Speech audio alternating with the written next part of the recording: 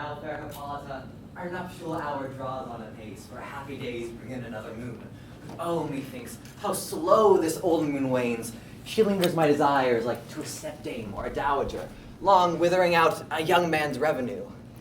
4 days will quickly steep themselves in nights. 4 nights will quickly dream away the time. And then the moon, like to a silver bow now bent in heaven, shall behold the night of our solemnities. Go, Philostrate, stir up the Athenian youth to merriments. Awake the pert and nimble spirit of mirth. Turn melancholy forth to funerals. This pale comparison is not for our pomp, Hippolyta. I wooed thee with my sword and won thy love, doing thee injuries. But I shall wed thee in another key, with pomp, with triumph, and with revelling. Happy be Theseus, our renowned duke. Thanks, good Aegeus. What's the news with thee? Full of vexation come I, with complaint against my child, my daughter Hermia. Stand forth, Demetrius. My noble lord, this man hath my consent to marry her. Stand forth, Lysander. And, my noble lord, this man hath bewitched the bosom of my child. Thou, Lysander, thou hast given her rhymes and interchanged love tokens with my child. With cunning hast thou filched my daughter's heart, turned her obedience, which is due to me, to stubborn harshness. And, my noble lord, be it so she will not hear before your grace consent to marry with Demetrius, I beg the ancient privilege of Athens, as she is mine, I may dispose of her, which shall be either to this gentleman or to her death, according to our law. What say you, Hermia? Be advised, fair maid, to you your father should be as a god.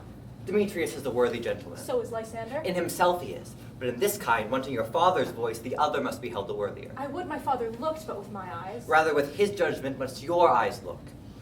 I do entreat your grace to pardon me. I know not by what power I made bold, nor how it may concern my modesty in such a presence here to plead my thoughts. But I beseech your grace that I may know the worst that may befall me in this case if I refuse to wed Demetrius. Either to die the death or to abjure forever the society of men. Fair Hermia, be advised. Look to your youth, know of your desires, and question well your blood, and if you can endure the livery of a nun. But earthly or happy is the rose distilled, which on the withering thorn grows, lives, and dies in single blessedness. So will I grow, so live, so die, my lord, ere I will yield my virgin patent up unto his lordship. His unwished yoke my soul consents not to give sovereignty. Take time to pause, and by the next new moon, the sealing day betwixt my love and me, for everlasting bond of fellowship. Upon that day, I either prepare to die for disobedience to your father's will, or to marry Demetrius as he would. Relent, sweet Hermia. And Lysander, yield thy crazed title up to my certain right. You have her father's love, Demetrius. Let me have Hermia's. Do you marry him? Scornful Lysander, true, he hath my love, and what is mine my love will render him. And she is mine, and all by right of her I do estate unto Demetrius. I am, my lord, as well derived as he, as well possessed. My love is more than his. My fortunes every way as fairly ranked, if not with vantage, as Demetrius. And, which is more than all these boasts can be, I am beloved of beauteous Hermia. Why should not I then prosecute my right? Demetrius, I'll avouch it to his head, made love to Nidar's daughter, Helena, and won her soul. And she, sweet lady, devoutly dotes in idolatry upon this spotted and inconstant man. I must admit that I have heard so much, but being full of self-affairs, my mind did lose it. But Demetrius, come, and come Aegeus. You shall go with me. I have some private schooling for you both. As for you, fair Hermia, look you arm yourself to fit your fancies to your father's will. Come, Hippolyta, what cheer, my love? Demetrius and Aegeus, come along. I must employ you in some matter against our nuptial, and something of business that must concern yourselves. With duty and desire we follow you.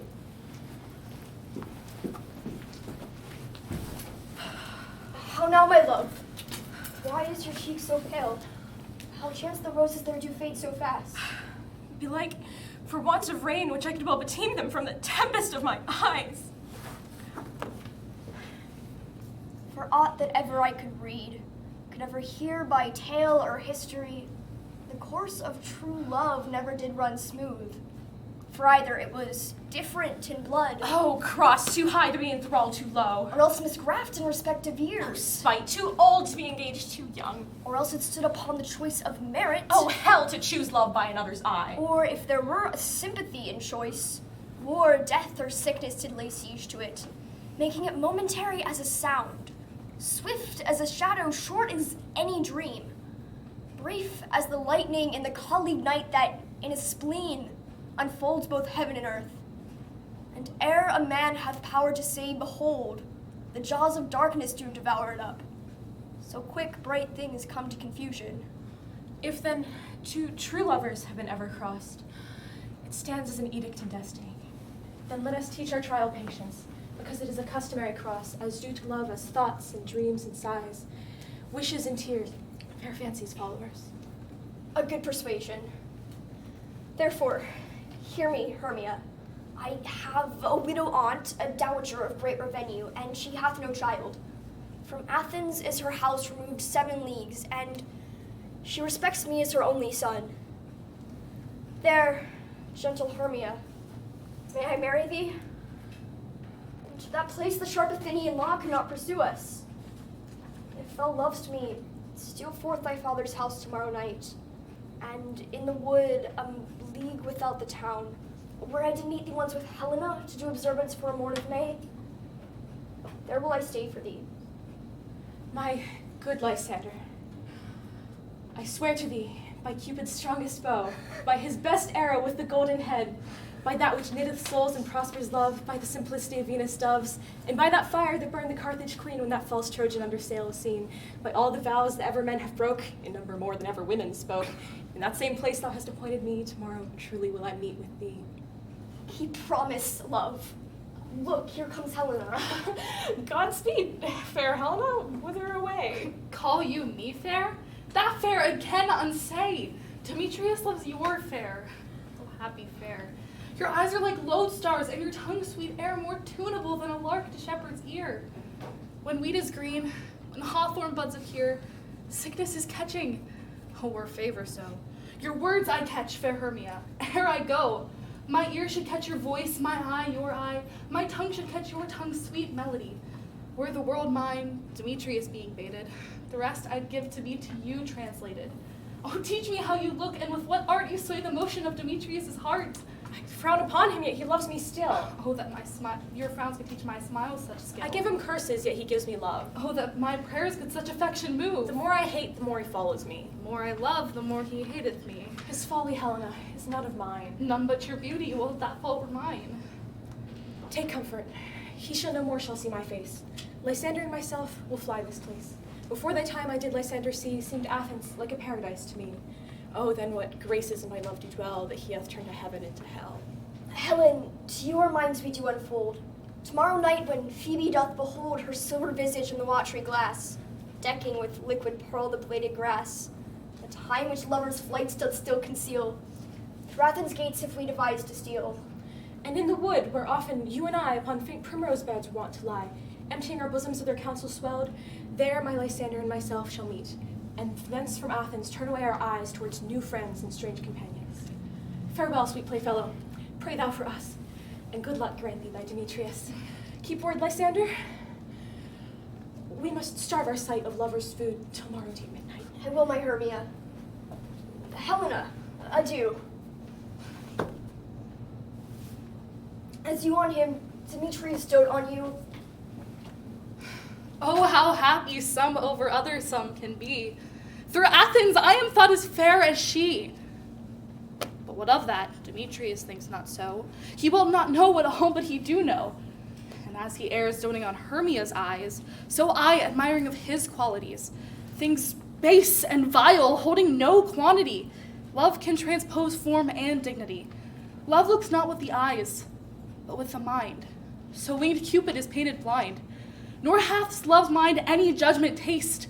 Wings and no eyes figure any heedy haste. And so love is said to be a child, for in choice he is so oft beguiled. As waggish boys in game themselves forswear, so the boy love is perjured everywhere. For ere Demetrius looked on Hermia's eyne, he hailed down oaths that he was only mine. And when this hail some heat from Hermia felt, so he dissolved, and showers of oaths did melt. I will tell him of fair Hermia's flight. Then will he to the woods tomorrow night pursue her. And if for his intelligence, if I have thanks, it is a dear expense. But here mean I to enrich my pain, to have a sight thither, and back again.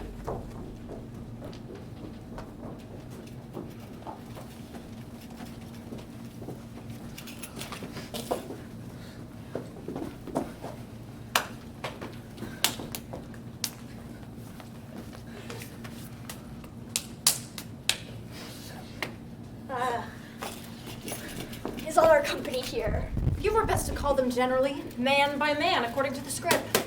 Here is the scroll of every man's name thought fit through all Athens to play in our interlude before the Duke and Duchess on his wedding day at night. First, good Peter Quince, say what the play treats on, then read the names of the actors, and so grow on to a point. Mary, our play is the most lamentable comedy and most cruel death of Pyramus and Thisbe. Ooh, a very good piece of work, I assure you, and a merry. Now, good Peter Quince, call forth your actors by the scroll. Masters, spread yourselves. Answer as I call you. Nick Bottom the Weaver. Ready? Name what part I am for and proceed. You, Nick Bottom, are set down for Pyramus. What is Pyramus? A lover or a tyrant? A lover who kills himself most gallantly for love. That will ask some tears in the performing of it. If I do it, let the audience look to their eyes. To the rest yet, my chief humor is for a tyrant. I could play Hercules rarely to make all split. The raging rocks and shivering shocks do break the locks of prison gates, and Phoebus' car do shine from far to make and mar the foolish fates. This was lofty. Now, name the rest of the players. This is Hercules' vein, a tyrant's vein. A lover is more condoling.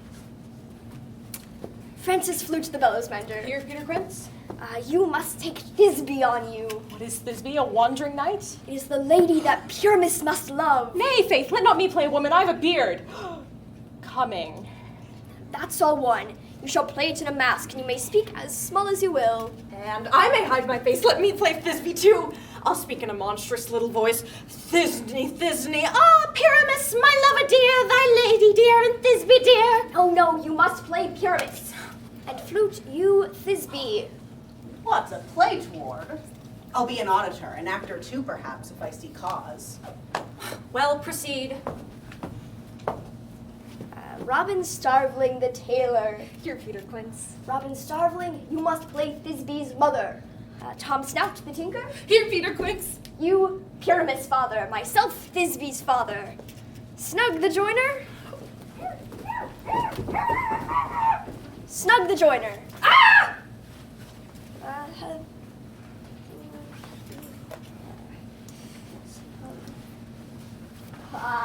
You, the lion's part.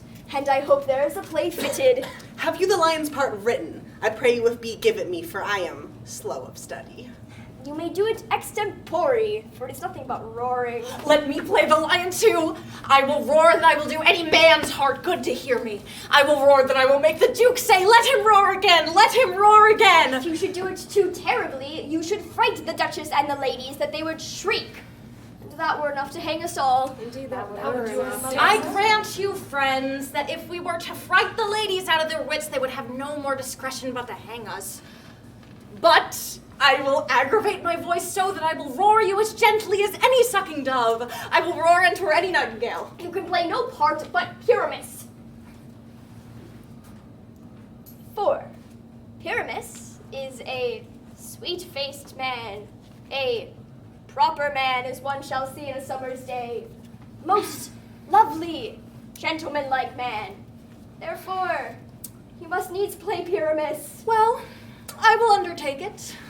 What beard were I best to play it in? Why, what you will. I will discharge it in either your straw-colored beard, your orange tawny beard, your purple and grain beard, or your French crown-colored beard, your perfect yellow. Some of your French crowns have no hair at all, and then you will play barefaced. But, masters, here are your parts, and I am to entreat you, request you, and desire you to come by tomorrow night, and meet me in the Palace Wood, a mile without the town by moonlight. There will we rehearse For if we meet in the city, we will be dogged with company and our devices known. In the meantime, I will draw a bill of property such as our play wants. I pray you, fail me not. We will meet, and there may we rehearse more obscenely and courageously. Take pains, be perfect. Adieu. Had a duke so fleet.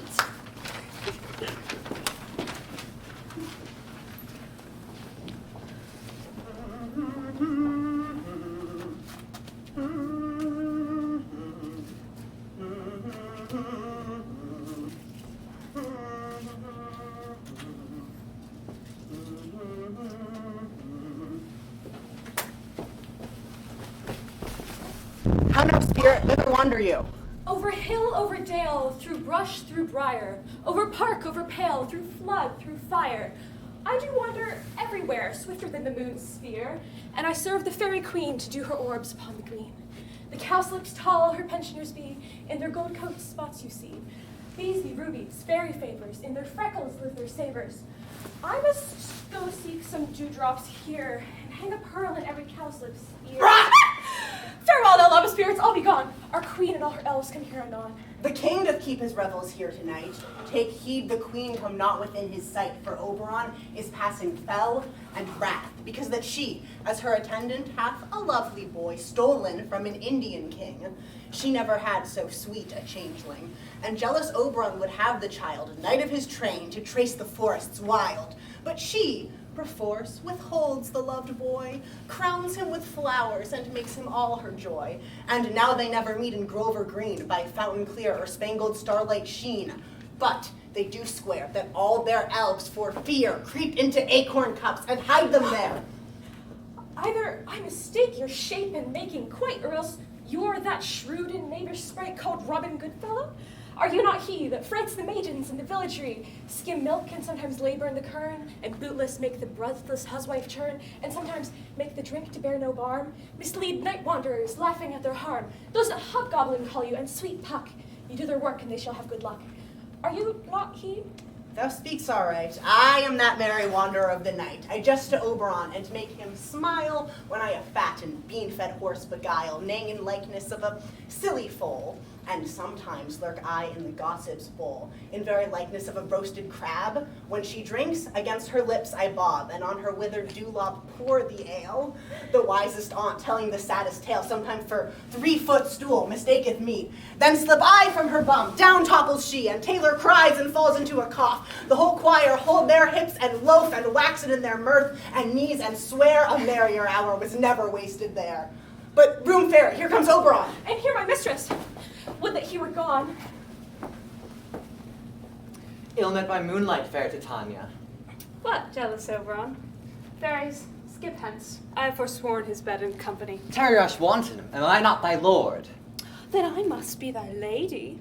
But I know when thou wast stolen away from fairyland, and in the shape of Corin sat all day, playing on pipes of corn and versing love to amorous Phillida. Why art thou here, come from the farthest steppe of India? But that, forsooth, the bouncing Amazon, your buskin mistress and your warrior love, to Theseus must be wedded. And you come to give their pet joy and prosperity. How canst thou thus for shame, Titania, glance at my credit with Hippolyta, knowing I know thy love to Theseus? These are the forgeries of jealousy. And never since the middle summer spring met we, on hill and dale, forest or mead, by paved fountain or by rushy brook, or in the beached margent of the sea to dance our ringlets to the whistling wind. But with thy brawls thou hast disturbed our sport. Therefore the winds, piping to us in vain, us in revenge, have sucked up from the sea contagious fogs, which, falling in the land, have every petty river made so proud that they have overborne their continents. The ox hath therefore stretched his yoke in vain, the ploughman lost his sweat, the green corn hath rotted ere his youth attained a beard. The fold stands empty in the drowned field, and crows are fatted with murray and flock. The 9 men's morris is filled up with mud, and the quaint mazes in the wanton green, for lack of tread, are indistinguishable. The human mortals want their winter cheer. No night is now with him or carol blessed. Therefore the moon, governess of floods, pale in her anger, washes all the air, that rheumatic diseases do abound. And through this distemperature we see the seasons alter. Hoary-headed frosts fall in the fresh lap of the crimson rose, and on old Hime's chin and icy crown, an odorous chocolate of sweet summer buds is as in mockery set. The spring, the summer, the chiding autumn, angry winter, change their wonted liveries, and the mazed world by their increase now knows not which is which. And this same progeny of evils comes from our debate, from our dissension.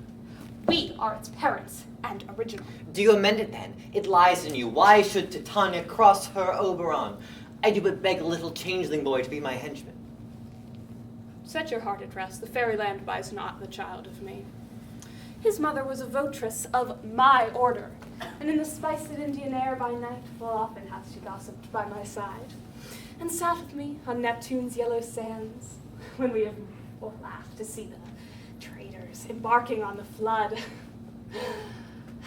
But she, with pretty and with swimming gait following, her booth that rich with my young squire, would imitate, and sail upon the land to fetch me trifles, and return again as from a voyage rich with merchandise. But she, being mortal, of that boy did die. And for her sake I do rear up her boy, and for her sake I will not part with him. How long within this wood intend you stay? Perchance till after Theseus' wedding day. If you will patiently dance in our round and see our moonlight revels, go with us. Give me that boy, and I will go with thee. Not for thy fairy kingdom. Fairies, away. We shall chide down right if I longer stay. Well, go thy way. Thou shalt not from this grove till I torment thee for this injury. Gentle pot, come hither. Thou rememberest since once I sat upon a promontory and saw a mermaid on a dolphin's back.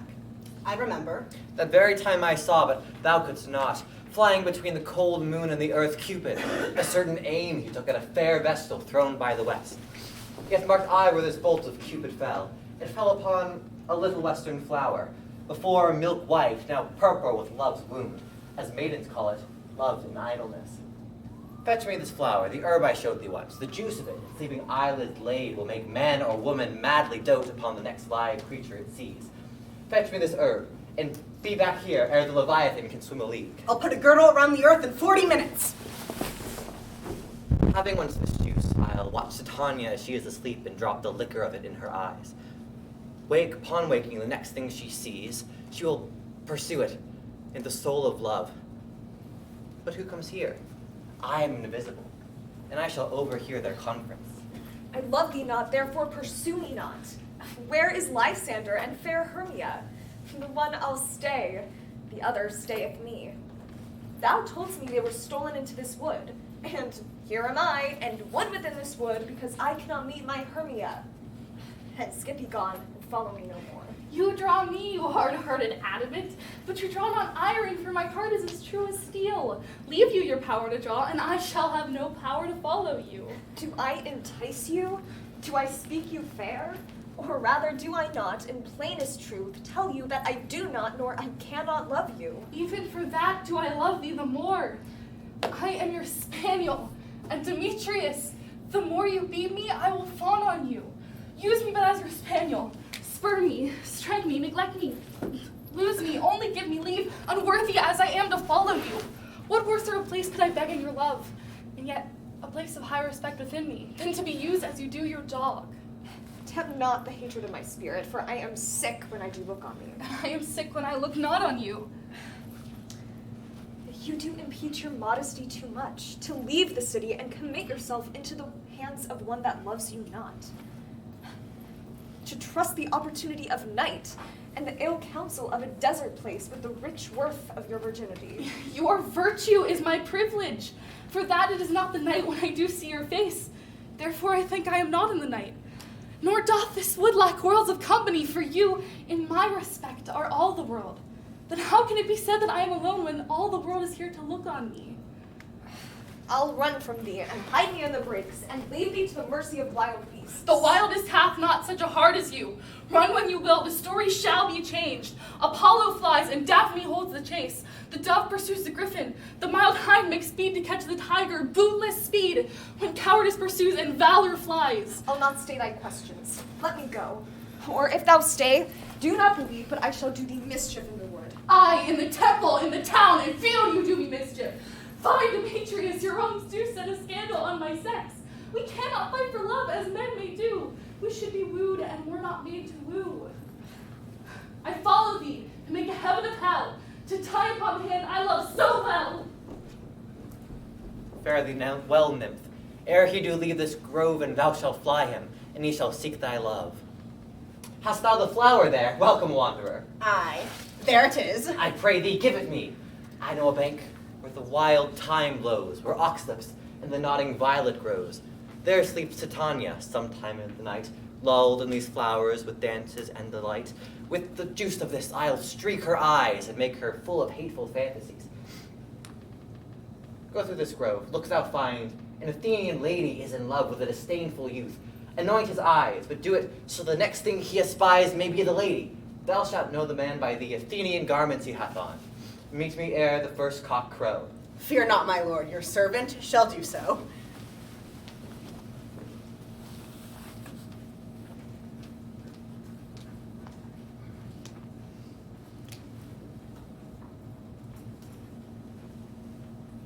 Come, now a roundel and a fairy song. Then, for the third part of a minute, hence. Some to kill cankers in the musk rose buds, some war with rear mice for the leathern wings to make my small elves coats, and some keep back the clamorous owl that nightly hoots and wonders at our quaint spirits.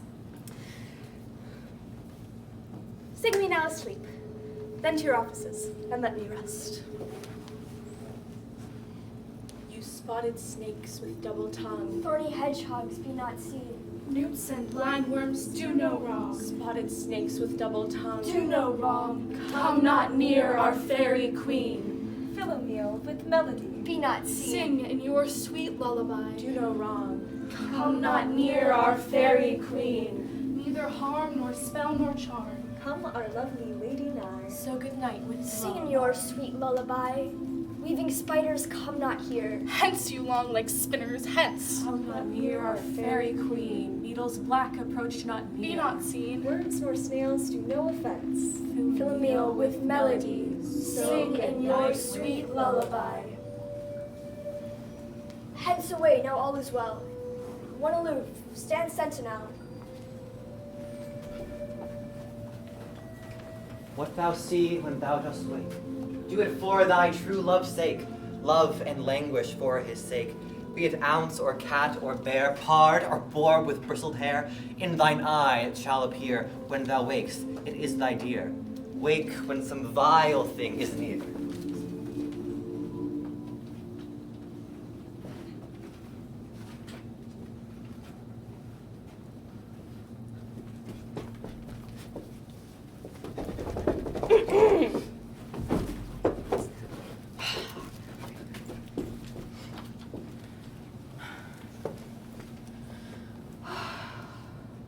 Fair love, you faint with wandering in the woods.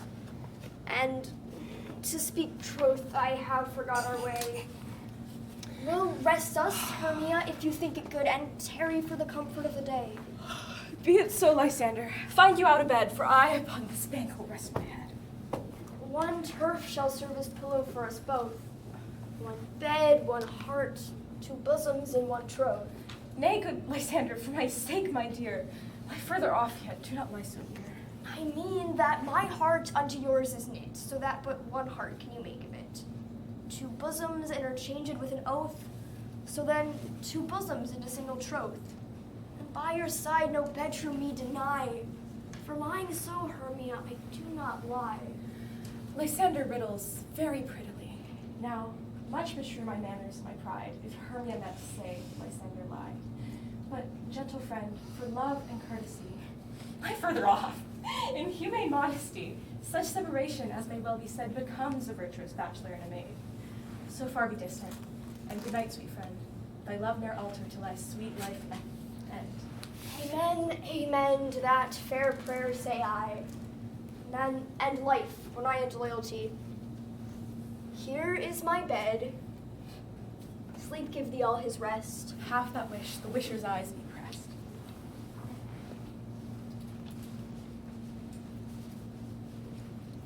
forest have I gone, but Athenian find I none, one whose eyes I might approve this flower's force in stirring love. Night and silence, who is here? Weeds of Athens he doth wear, this is he, my master said, despised the Athenian maid. And hear the maiden sleeping sound upon the dank and dirty ground. Pretty soul, she durst not lie near this lack-love, this kill curtsy. Churl, upon thy eyes I throw all the power this charm doth owe. When thou wakes, let love forbid, sleep his seat on thy eyelid. So awake when I am gone, for I must now to Oberon. Stay though thou kill me, sweet Demetrius. I charge thee hence, and do not haunt me thus. Oh, wilt thou, darkling, leave me? Do not so. Stay on thy peril, I alone will go. Oh, I am out of breath in this fond chase. The more my prayer, the lesser is my grace. Happy is Hermia, wheresoe'er she lies, for she hath blessed and attractive eyes. How came her eyes so bright? Not with salt tears. If so, my eyes are oftener watched than hers. No, I am as ugly as a bear, for beasts who meet me run away for fear. Though Demetrius do as a monster fly my presence thus. Oh, what dark, disassembling glass of mine made me compare with Hermia's fiery eye. Who is here? Lysander on the ground, dead, or asleep? I see no blood, no wound. Lysander, if you live, good sir, awake! And run through fire I will for thy sweet sake. Transparent Helena, nature shows art, that through thy bosom makes me see thy heart. Where is Demetrius? Oh, how fit a word is that vile name to perish on my sword. Do not say so, Lysander. Say not so. What, though he love your Hermia? Lord, what though? Yet Hermia still loves you. Then be content. Content with Hermia? No, I do repent the tedious minutes I with her have spent. Not Hermia, but Helena now I love, who would not change a raven for a dove.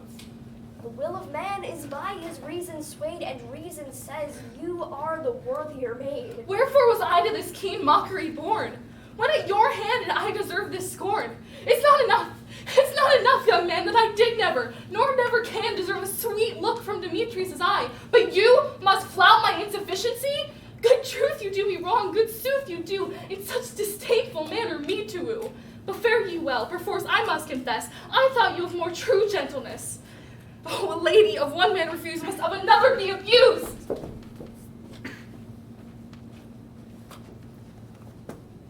She sees not Hermia. Hermia, sleep thou there, and never mayst thou come Lysander near. For as a surfeit of the sweetest things, the deepest loathing to the stomach brings, or as the heresies that men do leave, are hated most by those that did deceive. So thou, my surfeit and my heresy, of all be hated, but the most of me. And all my power address your love and might, to honor Helen, and to be her knight. Help me, Lysander, help me. Do thy best to pluck this crawling serpent from my breast. Ay me, for pity. What a dream was here. Lysander, look how I do quake with fear. Methought a serpent ate my heart away, yet sat smiling at his cruel prey. Lysander, what? Removed? Lysander, Lord, what? Out of hearing? Gone? No sound, no word. Alack, where are you? Speak, and if you hear, speak of all loves. I sound almost with fear. No, well then I perceive you are not nigh. Either death or you I'll find immediately.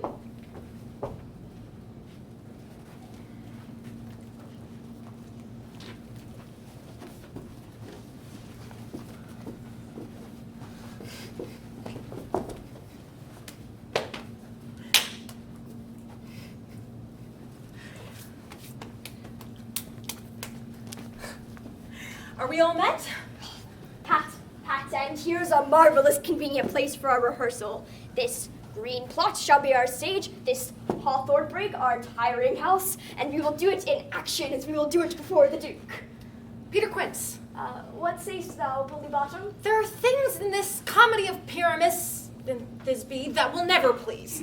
First, Pyramus must draw a sword to kill himself, which the ladies cannot abide. How answer you that? Pyrlakin, a perilous fear. I believe we must leave the killing out when all is done. No, not a whit. I have a device to make all well. Write me a prologue, and let the prologue seem to say that we will do no harm with our swords, and that Pyramus is not killed indeed. And for the more better assurance, tell them that I, Pyramus, am not Pyramus, but Bottom the Weaver. This will put them out of fear. Well, we shall have such a prologue, and it will be written in 8 and 6. No, make it 2 more. Let it be written in 8 and 8. Will not the ladies be afeard of the lion? I fear it, I promise you. Masters, you ought to consider with yourselves to bring in, God shield us, a lion among ladies is a most despicable thing. For there is not a more fearful wildfowl than your lion living, and we ought to look to it.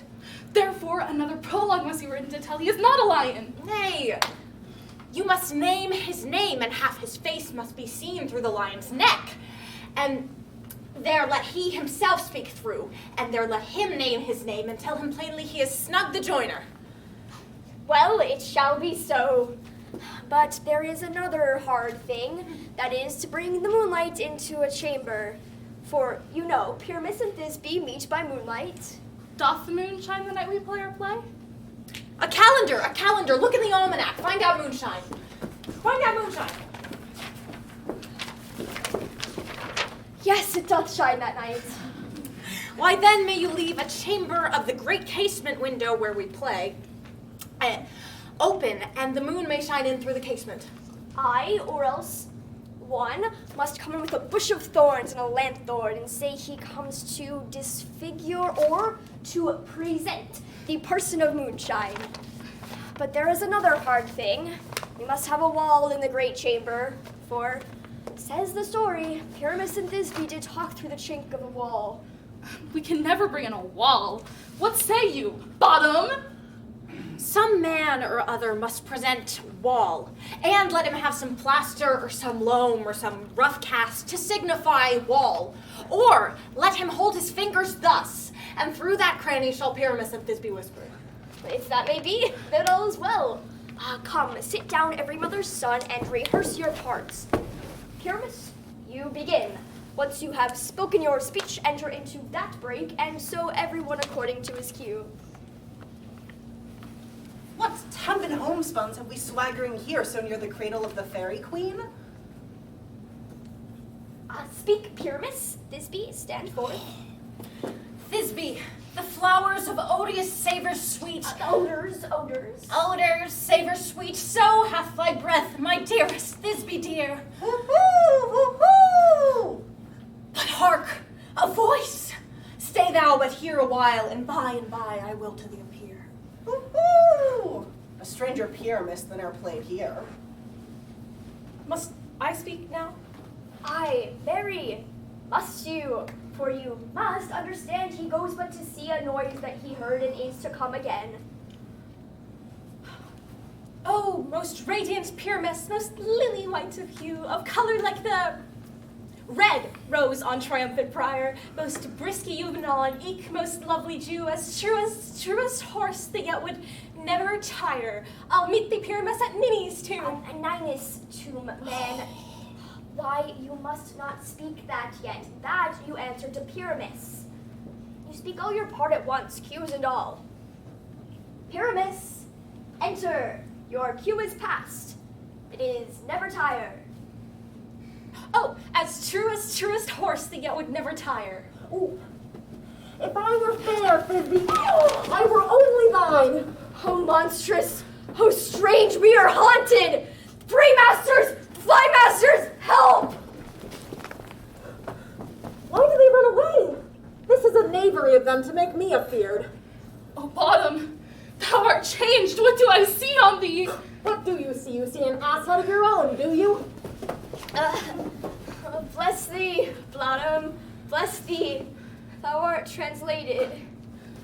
I'll follow you, I'll lead you about around, through bog, through bush, through brake, through briar. Sometime a horse I'll be, sometime a hound. And neigh and bark and grunt and roar and burn like horse, hog, bear, fire at every turn! I see their knavery. This is to make an ass of me, to fright me if they could. but I will not stir from this spot, do what they can. I will walk up and down here, and I will sing that they shall hear. I am not afraid. The woosel cock so black of hue with orange tawny bill, the throstle with his note so true, the wren and his little quill. Oh! What angel wakes me from my flowery bed? The finch, the sparrow, and the lark, the plain song cuckoo gray, whose note full many a man doth mark, and dare not answer nay. For who would set his wit on so foolish a bird? Who would give the bird the lie, though he cry cuckoo, never so? I pray thee, gentle mortal, sing again. Mine ear is much enamored of thy note, so is mine eye enthralled to thy shape.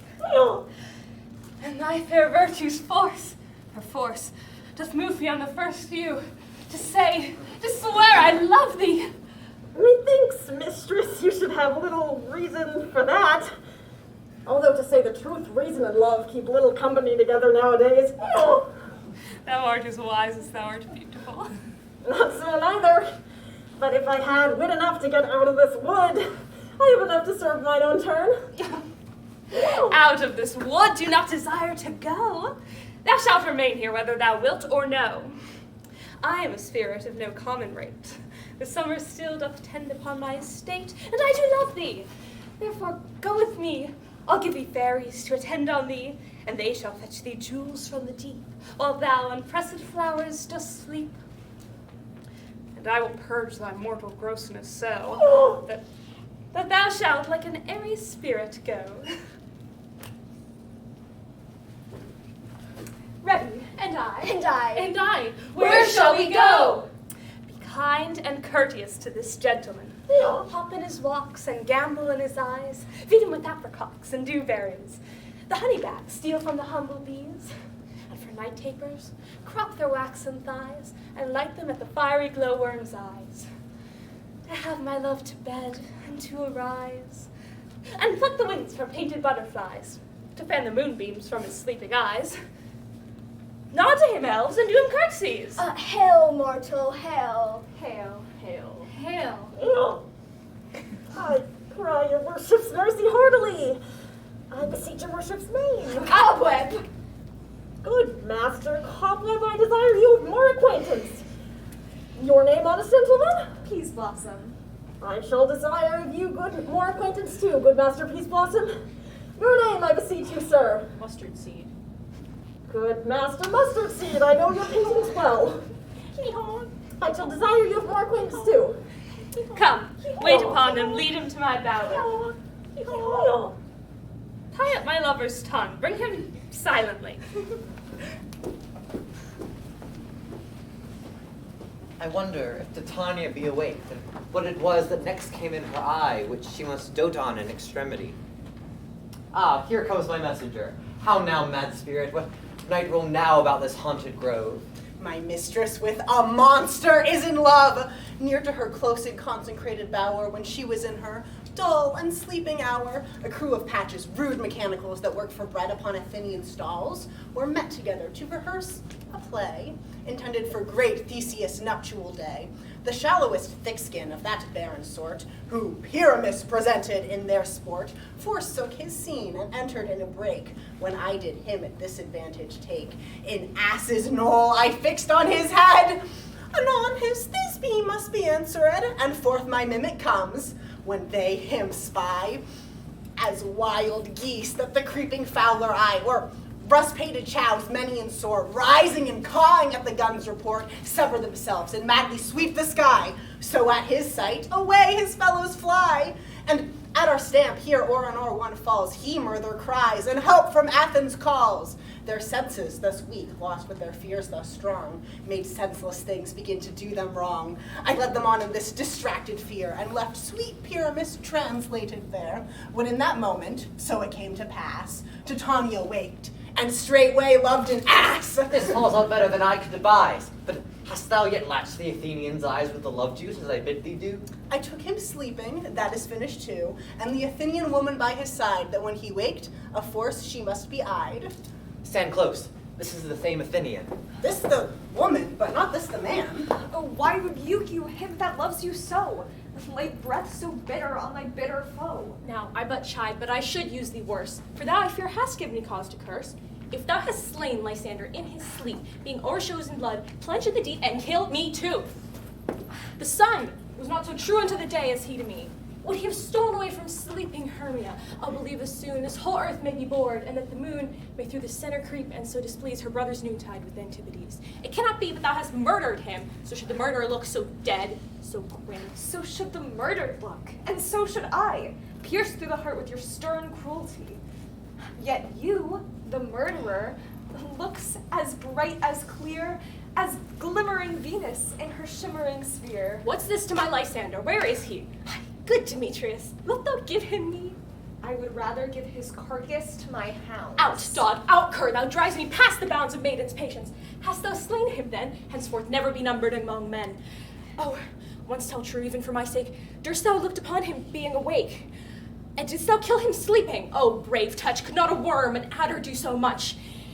Indeed, an adder did it, for with doubler tongue than thine, thou serpent, never adder stung. You spend your passion in a misprized mood. I am not guilty of Lysander's blood, nor is he dead for aught that I can tell. I pray you, tell me then that he is well. And if I could, what would I get therefore? Privilege? Never to see me more, and from thy hated presence part I. See me no more, whether he be dead or no. There is no following her in this fierce vein. Here, therefore, for a while I will remain.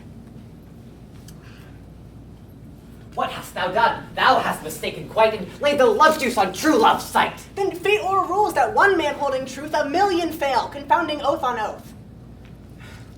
Well, take some of this and fly like the wind. Helen of Athens look thou find, and through some illusion look thou bring her here. I will charm his eyes against she doth appear. I go, look how I go! Swim to the arrow from Turner's bow! Flower of this purple dye, hit with Cupid's archery, sink an apple of his eye, when his love he doth espy, let her shine as gloriously as the Venus of the sky. If thou wakes when she be by, beg of her for remedy. Captain of our fairy band, Helena is here at hand, and the youth mistook by me, pleading for a lover's fee. Shall we their fond pageant see, Lord, what fools these mortals be? Stand aside, the noise they make will cause Demetrius to wake. Then we'll two at once woo one, but that must needs be sport alone, and those things do best please me that befall preposterously. Why should you think that I should rue in scorn? Scorn and derision never comes in tears. Look, when I vow, I weep, and vows so born in their nativity all truth appears. How can these things in me seem scorn to you, bearing the badge of faith to prove them true? You do advance your cunning more and more. When truth kills truth, oh devilish holy fray! These vows are Hermia's. Will you give her or? Weigh oath with oath and you will nothing weigh.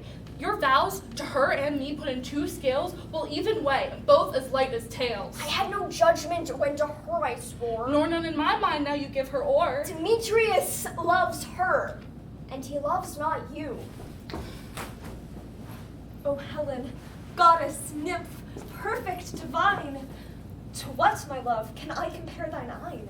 A crystal is muddy, oh how ripe in show. Thy lips, those kissing cherries, tempting grow.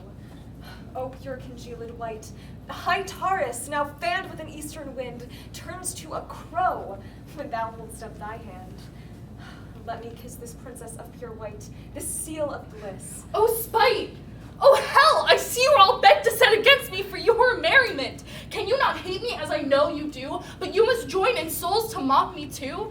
If you were men as men you are in show, you would not use a gentle lady so. You're both rivals and love Hermia. Now both rivals to mock Helena? A trim exploit, a manly enterprise to well up tears in a poor maid's eyes with your derision. None with noble sort would so offend a virgin and extort a poor soul's patience, all to make you sport. You are unkind, Demetrius. Be not so. For you love Hermia. This you know I know. And here, with all goodwill, with all my heart, in Hermia's love I yield you up my part. yours of Helena to me bequeath, whom I do love and will do to my death. Never did mockers waste such idle breath. Lysander, keep thy Hermia. I will none. If e'er I loved her, all that love is gone. My heart to her but a guest-wise sojourned. Now to Helena, home returned, there to remain. It is not so. Disparage not the fate you do not know. Look where thy love comes, yonder is thy dear. Dark night that from the eye his function takes, the ear more quick of apprehension makes. Wherein it doth impair the seeing sense, it pays the hearing double recompense. Thou art not by mine eye, Lysander, found. My ear, I thank it, brought me to that sound. But why unkindly didst thou leave me so? Why should he stay whom love doth press to go? What love could press Lysander from my side? Lysander's love that would not let him bide. Fair Helena, who more engilds the night than all yon fiery odes and eyes of light. Why seekest thou me? Cannot this make thee know the hate I bear thee made me leave thee so? You speak not as you think, it cannot be. Lo, she is one of this confederacy. Now I perceive they have conjoined all three to fashion this false sport in spite of me. Injurious Hermia, most ungrateful maid, have you conspired? Have you with these contrived to bait me with this foul derision?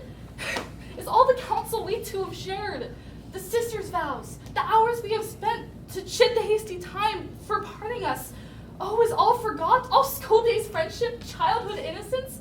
And will you rent our ancient love asunder to join in men in scorning your poor friend? 'Tis not friendly, 'tis not maidenly, our sex as well as I may chide you for it, though I alone do feel the injury. I am amazed by your passionate words. I scorn you not. It seems that you scorn me. Have you not sent Lysander as in scorn to follow me and praise my eyes and face? And have you not sent your other love, Demetrius, who even but now did spur me with his foot, to call me goddess, nymph divine and rare, precious, celestial?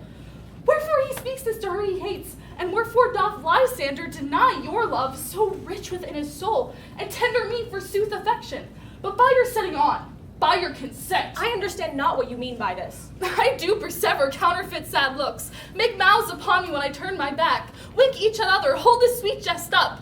This sport, while carried, shall be chronicled. If you have any pity, grace, or manners, you would not make me such an argument.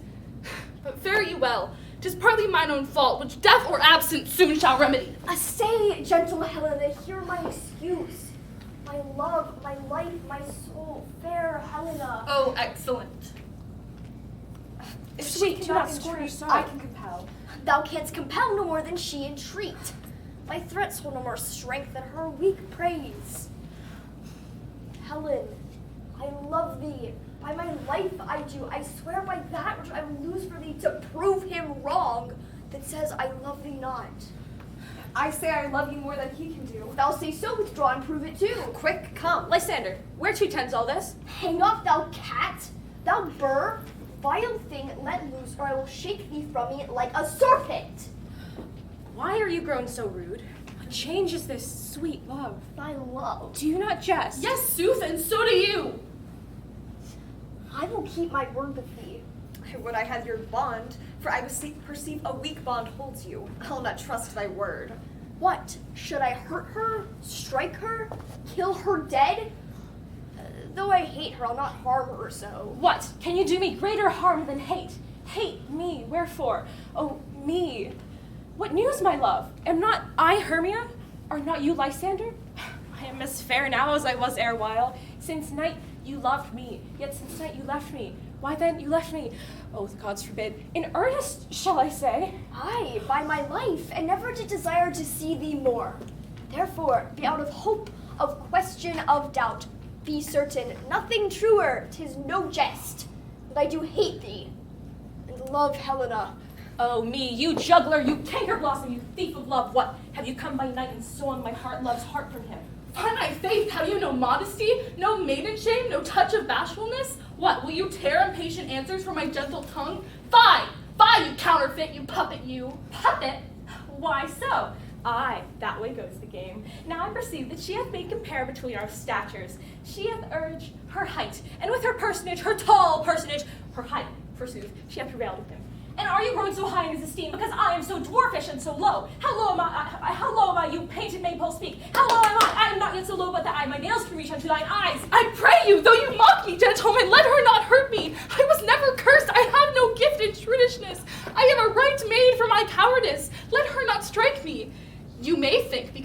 even lower than myself, that I'm able to match her. Lower, hark again! Gentle Hermia, do not be so bitter with me. I evermore did love you, Hermia. Did ever keep your counsels, never wronged you. Save that, in love unto Demetrius, I told him of yourself into this wood. He followed you. For love I followed him. But he hath chid me hence, and threatened me, to strike me, spurn me, nay, to kill me too.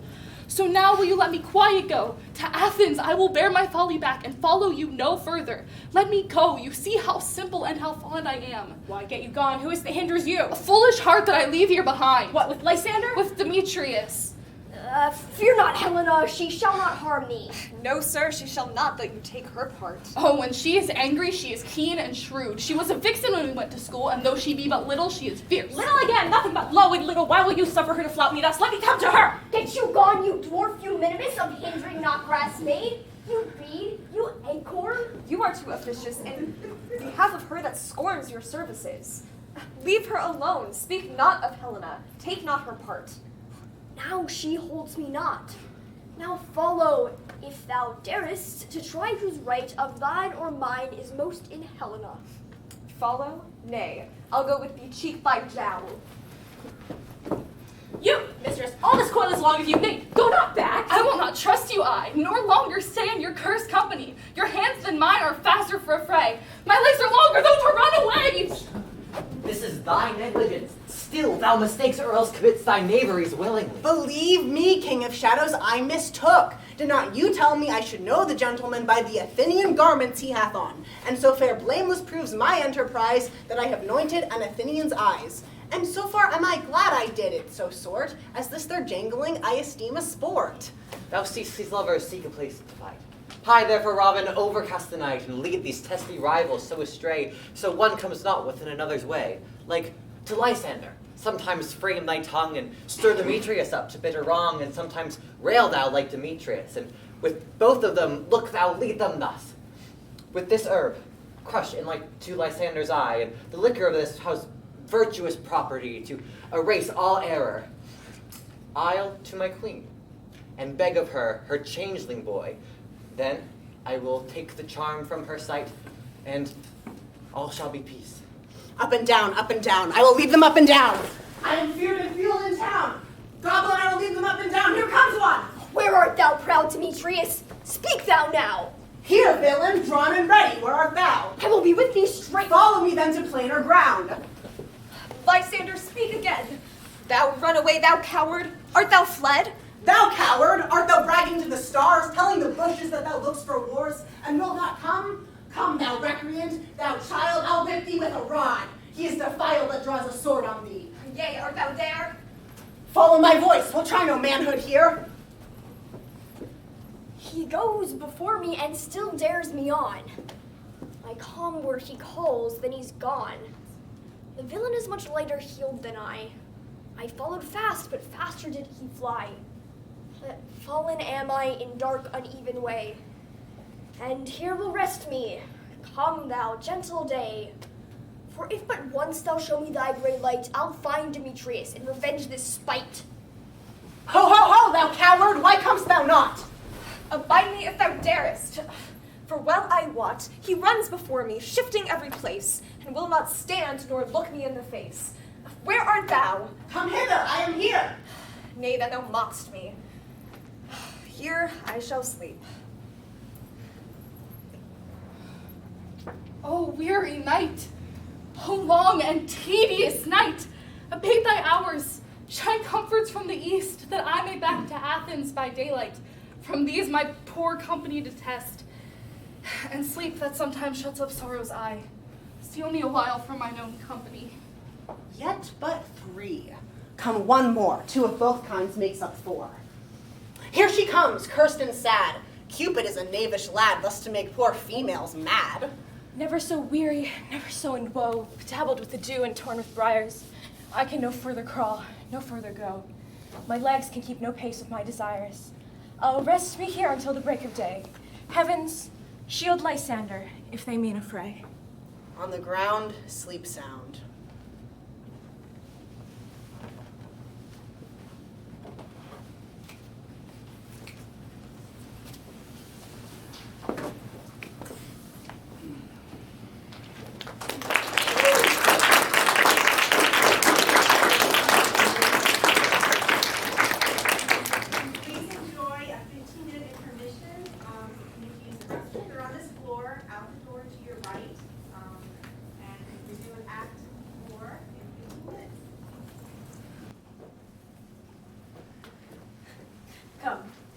down upon this flowery bed, while I thy amiable cheeks do coy, and stick musk roses in thy sleek, smooth head, and kiss thy fair large ears, my gentle joy.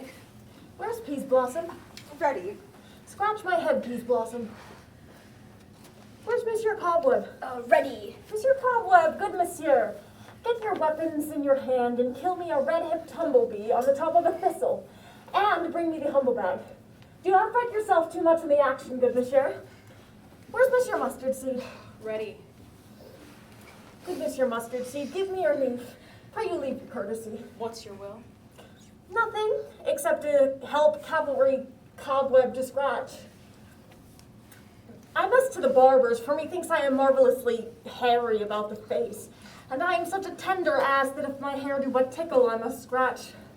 What, wilt thou hear some music, my sweet love? I have a reasonable good ear in music. Yeah. Or say, my sweet love, what thou desirest to eat?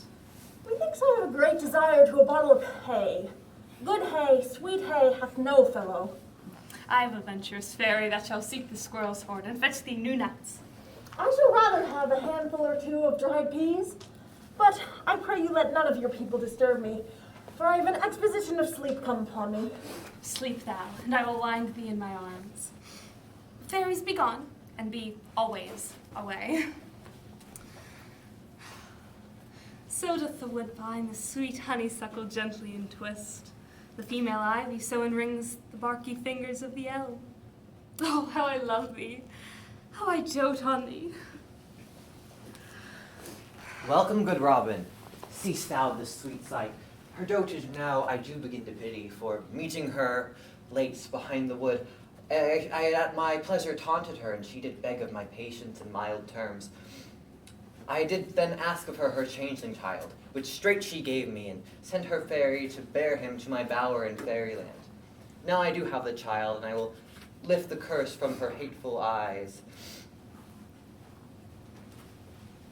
Be thou as thou wast wont to see thou as thou wast wont to see. Diane's bud, or Cupid's flower, has such force and strength and power. Wake now, Titania, my sweet queen. My Oberon! What visions have I seen? Methought I was enamored of an ass. There lies your love. How came these things to pass? Oh, how I do loathe his visage now. Silence a while. Robin, take the transformed scalp off this Athenian swain. Titania, sound music. Music, oh music, such as calleth sleep. When thou wakes, with thine own fool's eyes peep. Sweet Titania, dance with me on the ground whereas these sleepers be.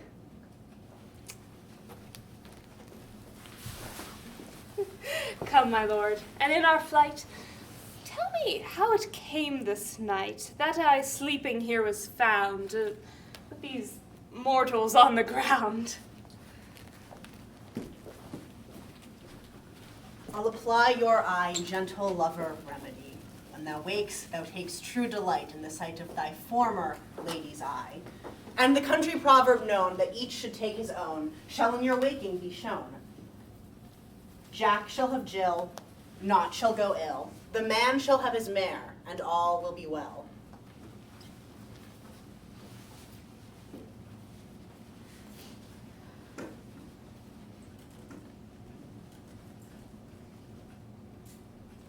We will, my queen, upon the mountaintop, mark the musical confusion of hounds. I was with Hercules and Cadmus once, when in a wood of Crete they bade a bear with hounds of Sparta. Never did I hear such gallant chiding. For besides the groves, the skies, the fountains, every region near seemed all one musical discord. I never heard so sweet a thunder. My hounds are bred of the Spartan kind. Not a more musical sound was heard in Crete, Thessaly, or Sparta, by horns or by hounds. But soft, what nymphs are these? My lord, this is my daughter here asleep. And this Lysander, this Demetrius is. This Helena, old Neater's Helena. I wonder at this being here together. Go, get the huntsman and wake these sleepers with their horns.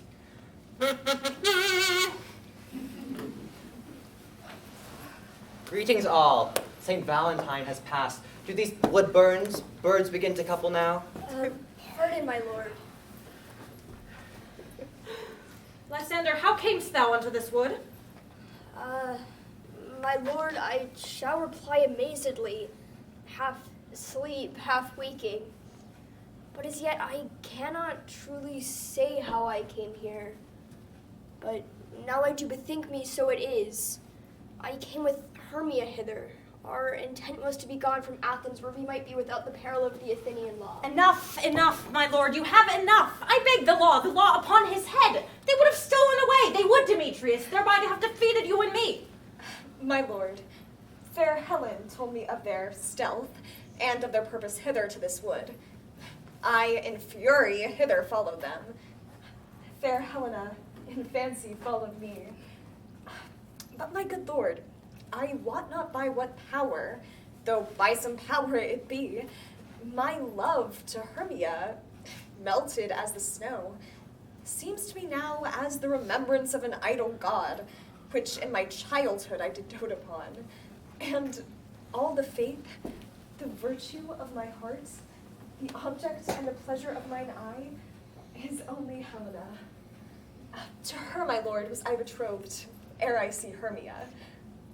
But like a sickness did I loathe that food, as in health comes my natural taste. Now do I wish it, long for it, love it, and will forevermore be true to it. Friends, you are fortunately met. Let us hear the concord of this discord. To the temple with my love and I, for these couples shall eternally be knit. Come, Hippolyta. These things seem small and indistinguishable as far-off mountains turn to clouds. Methinks I see things with parted eye, where everything seems double. So methinks I have found Demetrius like a jewel, mine own and not mine own. It seems that we sleep, we dream. Do you not think that was the Duke, that he bid us follow him? Yea, and my father. And Hippolyta. And bid us follow to the temple? Well then, we are awake. Let us follow them, and by the way, let us recount our dreams. When my cue comes, call me and I will answer. My next is most fair Pyramus. Hey-ho! Peter Quince. Flute the bellows members, snout the tinker snarling? God's my life, stolen hence and left me asleep. I've had a most rare vision. Man is but an ass if he go about to expound this dream. Methought I was, there is no man can tell what. Methought I was, and methought I had. But man is but a patched fool if he were to offer to say what methought I had. The eye of man hath not heard, the ear of man hath not seen, man's hand is not able to taste, his tongue to conceive, or his heart to report what my dream was. I will get Peter Quince to write a ballad of this dream. It shall be called Bottom's Dream, because it hath no bottom, and I will sing it in the latter end of the play before the Duke.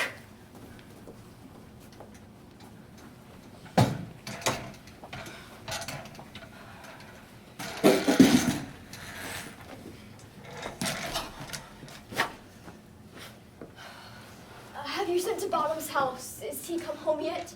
He cannot be heard of. He is out of doubt transported. If he come not, then the play is marred. It goes not forward, doth it? It is not possible. You've not a man in all Athens able to discharge Pyramus, but he... Nay, he hath simply the best wit of any handicraftsman in Athens. Yea, and the best person too. And he's a very paramour for a sweet voice. A paragon. We must say a paragon. A paramour is, God bless us, a thing of naught. Masters, the Duke is come from the temple, and there are 2 or 3 more lords and ladies married. Had our sport gone forward, we had all been made men. Oh, sweet bully Bottom, thus he hath lost 6 pence a day. During his life he could not have escaped 6 pence a day, and the Duke had not paid him 6 pence a day for playing Pyramus, I'll be hanged. He would have deserved it. 6 pence a day in Pyramus, or nothing. Where are these lads? Where are these hearts? Bottom! A most courageous day, a most happy hour. Masters, I am to discourse wonders, but ask me not what, for if I tell you I am no true Athenian, I will tell you everything as it fell out. Let us hear, sweet Bottom. Not a word of me, All that I will tell you is that the Duke hath dined. Get your apparel together, good strings to your beards, new ribbons to your pumps. Meet presently at the palace. Every man look o'er his part. For the short and the long is, our play is preferred. And I do not doubt but to hear them say it is a sweet comedy. No more words. Away, go away.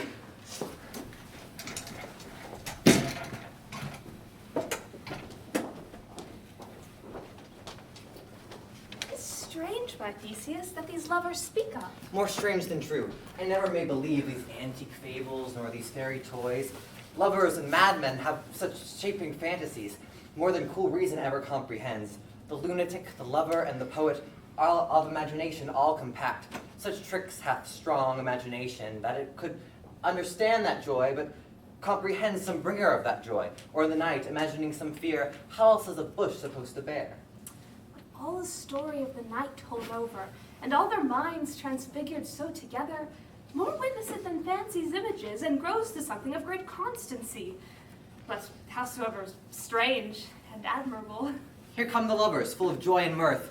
Joy, gentle friends, and fresh days of love may accompany your hearts. More than to us. Wait in your royal walks, your board, your bed. Come now, what masks, what dentists shall we have to wear away the long age of 3 hours between after supper and bedtime? What revels are at hand? Is there no play to ease the anguish of a torturing hour? Call Philostrate. Here, mighty Theseus. Say, what abridgment have you for this evening? What mask, what music? How shall we beguile the lazy time if not with some delight? There is, my lord, a play some 10 words long, which is as brief as I have known a play. However, by 10 words, my lord, it is too long, which makes it tedious. For in all the play there is not one word act, one player fitted. And tragical it is, my lord, for therein Pyramus doth kill himself, which when I saw rehearsed, I must confess made mine eyes water, but the more merry tears, the passion of loud laughter never shed. What are they that do play it? Hard-handed men that work in Athens here, which never labored in their minds till now. I will hear that play, for never anything can be amiss when duty and simpleness tender it. Go, bring them in, and take the place, lady.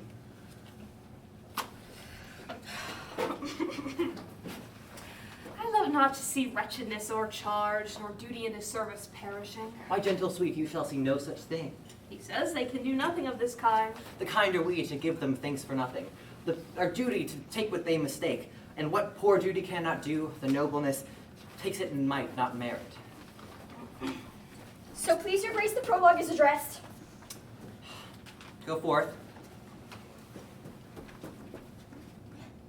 If we offend, it is with our goodwill, that you should think we come not to offend, but with goodwill. To show our simple skill, that is the true beginning of our end. Consider then, we come but in despite. We do not come as minding to content you, our true intent is. All for your delight, we are not here. That you should here repent you, the actors are at hand. And by their show, you shall know all that you are like to know. This fellow does not stand upon his point. Indeed, he hath played upon his prologue like a child on a recorder. A sound, but not in government. His speech was like a tangled chain, nothing impaired, but all disordered. Who is next? Gentles, perchance you wonder at this show, but wonder on till truth make all things plain. This man is Pyramus, if you will know. This beauteous lady, Thisbe is certain. This man, with lime and rough cast, doth present wall, that vile wall which did these lovers sunder. And through wall's chink, poor souls, they are content to whisper, at the which let no man wonder. This man, with lanthorn, dog, and bush of thorn, presenteth moonshine. For, if you will know, by moonshine did the lovers think no scorn to meet at Ninus' tomb. There to woo. This grisly beast, which Lion hight by name, the trusty Thisbe, coming first by night, did scare away, or rather did affright. Rah! And now she fled her mantle, she did fall. Rah! Which Lion, vile with bloody mouth, did stain.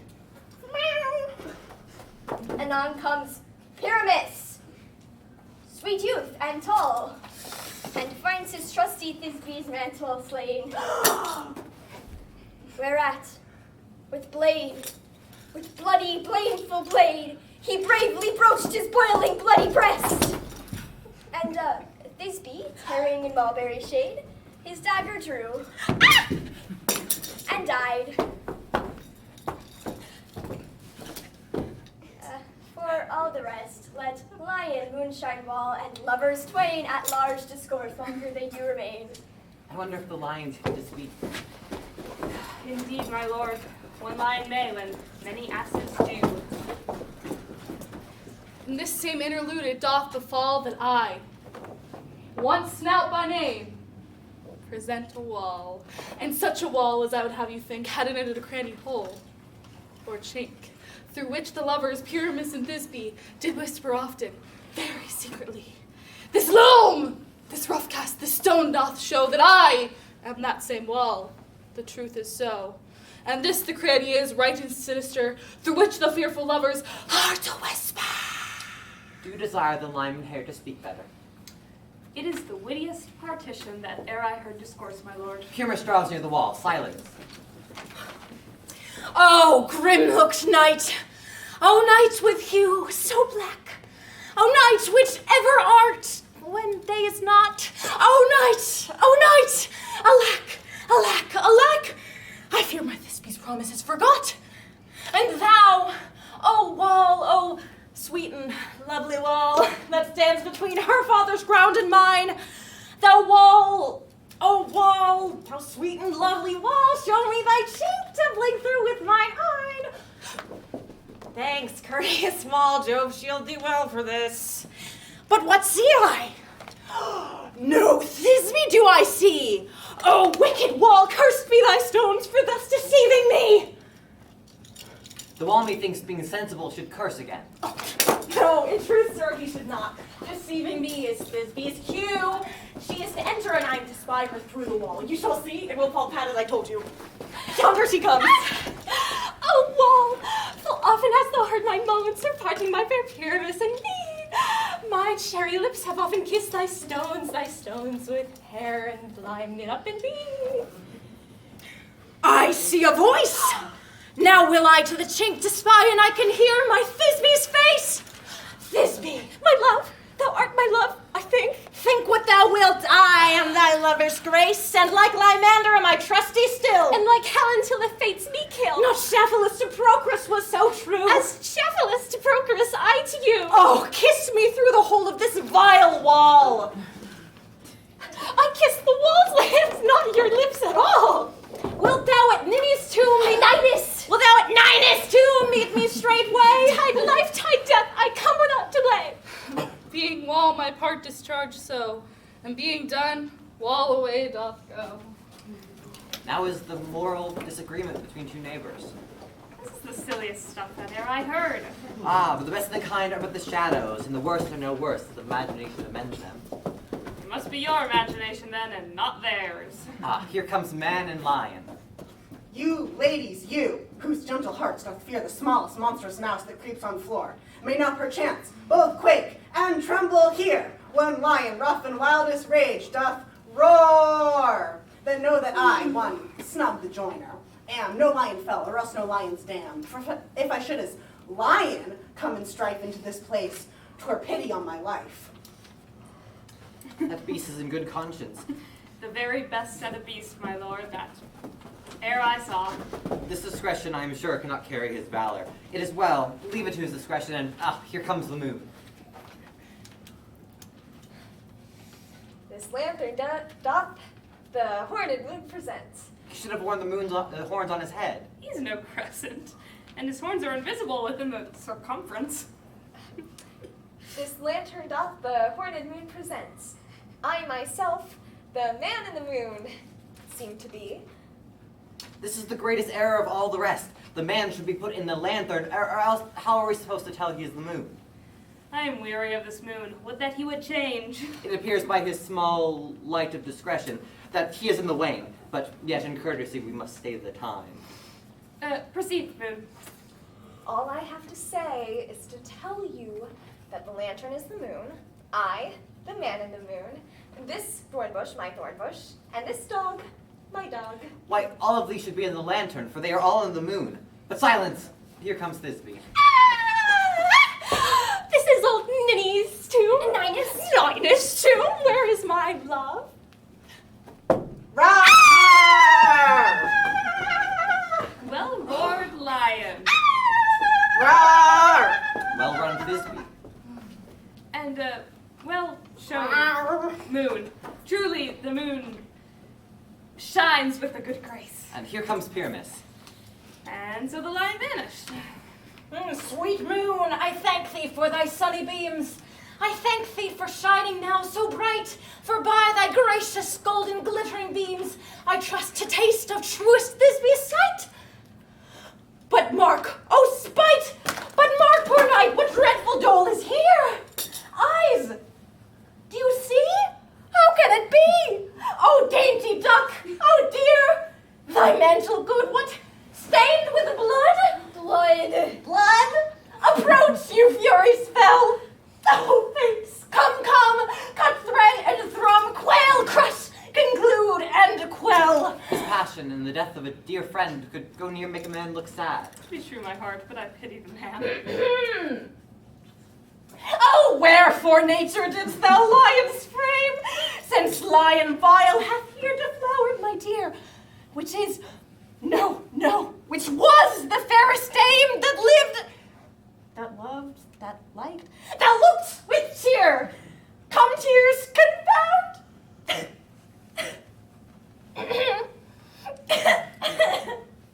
Outsword and wound the pap of Pyramus. I that left pap where heart doth hop. Thus die I. Thus. With the help of... Now am I dead. Now am I fled. My soul is in the sky. Tongue, lose thy light. Moon, take thy flight. Now die! Die! Die! Die! Die! With the help of a surgeon, he may recover and yet prove an ass. How chance moonshine is gone before Thisbe comes back and finds her lover? She will find him by starlight, and her passion ends the plague. Here she comes now. Sleep, my love! What? Dead, my dove? Oh, Pyramus, arise! Dead? Quite dumb. Dead. A tomb must cover thy sweet eyes. These lily lips, this cherry nose, these yellow cowslip cheeks are gone. Lovers make moan. His eyes were green as leeks. Oh, sisters three, come to me with hands as pale as milk. Lay them in gore, since you have shore with shears his thread of silk. Hung, Lowell, out, trusty sword. Come, blade, my breast imbue, and farewell, friends. Thus Thisbe ends. Adieu. Moonshine and Lion are left to bury the dead. I and Wall too. No, I assure you, the wall is down that part of their fathers.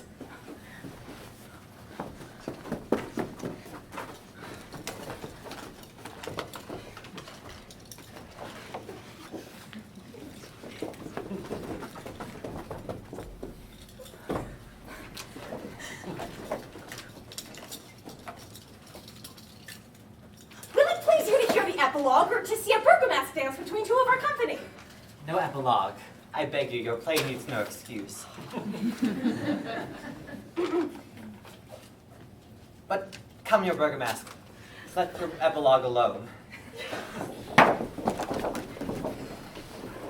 The iron tongue of midnight hath told 12. Lovers, come to bed. 'Tis fairy time. This play, this gross, palpable play, was a pleasant way to spend the heavy night. But let us take our leave. Okay. Now the hungry lion roars, whilst the wolf beholds the moon, and the heavy plowman snores, all with weary task fordone.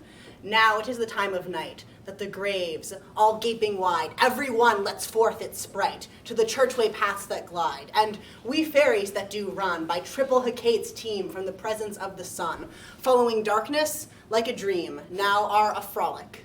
Not a mouse shall disturb this hallowed house. I am sent with broom before to sweep the dust behind the door.